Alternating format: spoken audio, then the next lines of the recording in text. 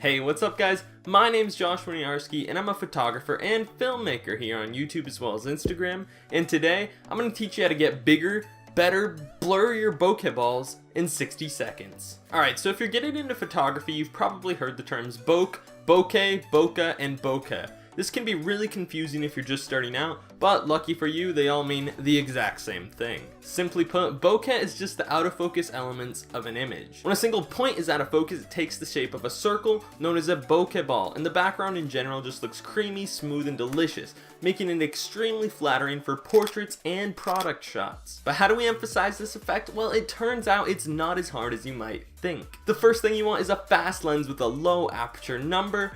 These can get pretty spendy, but lucky for you, there are affordable options such as the 50mm f1.8. Also, this is a little less widely known, but focal length also plays a big role in determining how much bokeh you get. For instance, here's a shot at 18mm at 5.6, and here's another shot at 250mm at 5.6.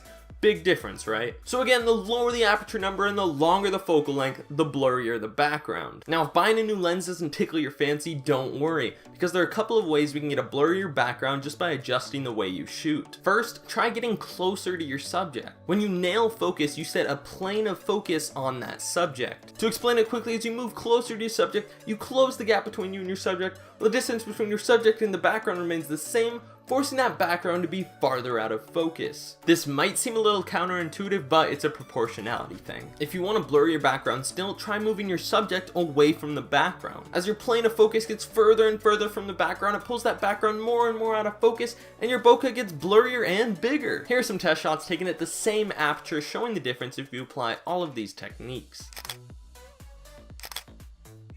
Anyway, sorry if I went a tad over the time limit, but hopefully it was worth it. As always, if you liked the video, be sure to like it. If you have any questions, have any comments, hit up that comment section down below. And if you want to see more videos like this, consider subscribing to the channel.